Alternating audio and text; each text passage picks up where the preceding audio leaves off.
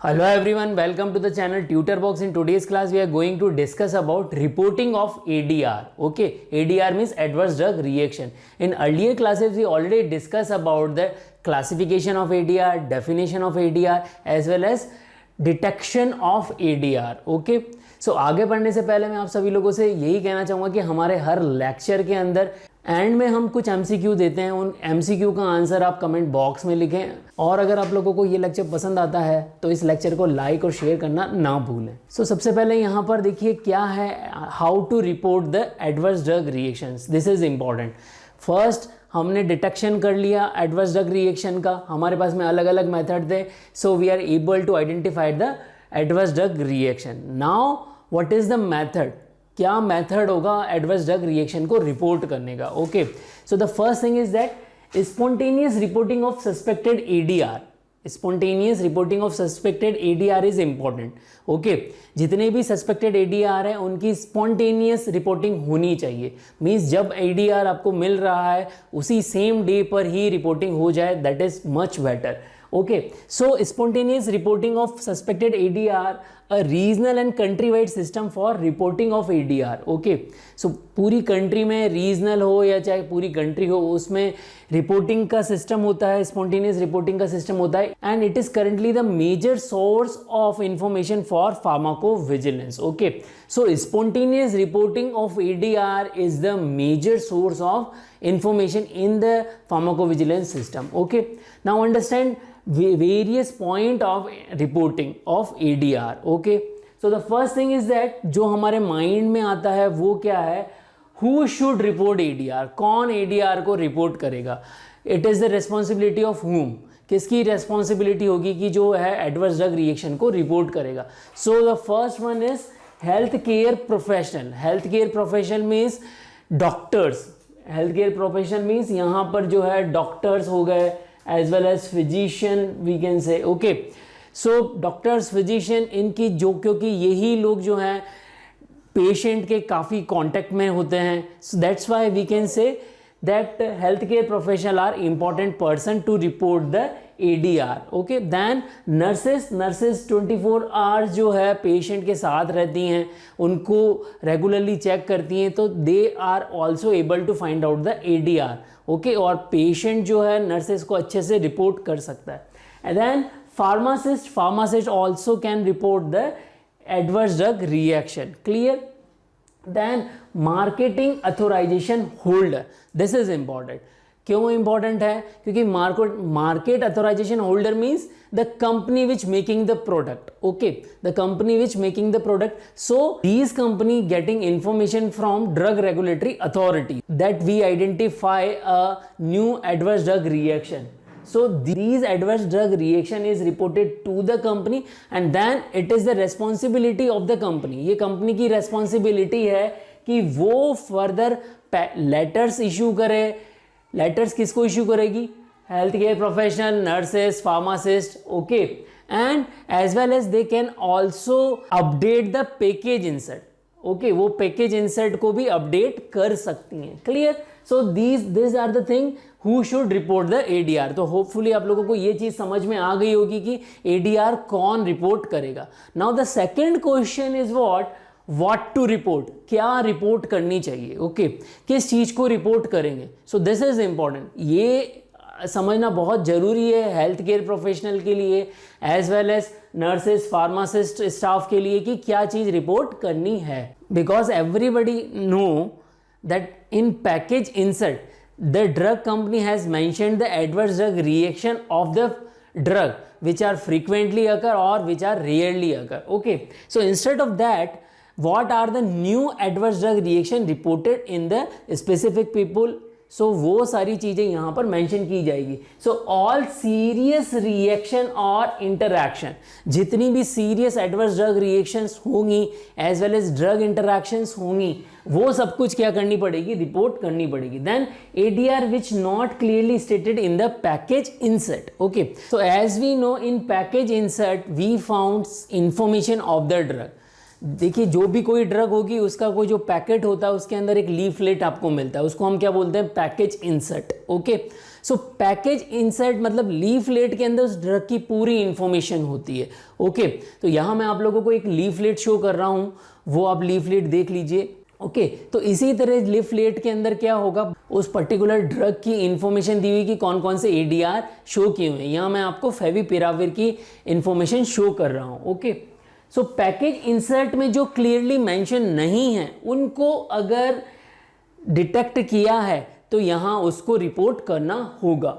Then unusual और interesting ADR, जो ADR unusual थे और इंटरेस्टिंग हैं उन सभी को रिपोर्ट करना पड़ेगा। क्लियर, मतलब कि जो पहले रेगुलरली नहीं मिल रहे थे और अगर वो अब जो है मिलने लगे हैं, then we must report these unusual ADR। Then as well as we also report the poisoning due to the traditional और herbal remedies. Okay, if there is a poisoning occur due to simultaneously use of traditional drugs or herbal remedies, then doctors should also report these ADR.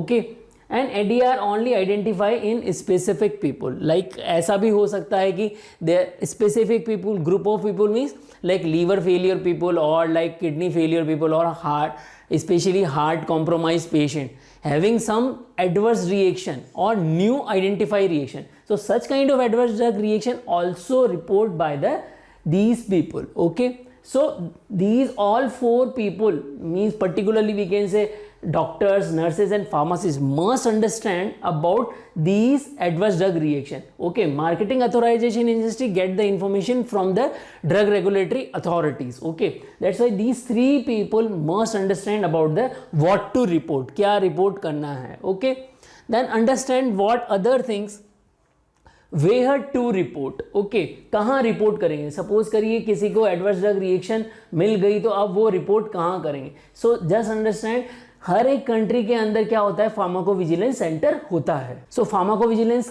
Centre कैसे कैसे हो सकते हैं, जैसे कि peripheral होगा. Okay, city wise. Okay, जैसे कि like in our city, like in Udaipur, we have a medical college and in that medical college there is a pharmacovigilance center. Okay, so that center is known as a peripheral center. Now regional center, what we should understand by the regional center means if I am talking about the Rajasthan, then in Rajasthan, Jaipur SMS Medical College Pharmacovigilance Center is a regional center. वहाँ पर सारे all other पूरे state की जो अलग अलग medical colleges है वो वहाँ पर फर्दर रिपोर्ट करें.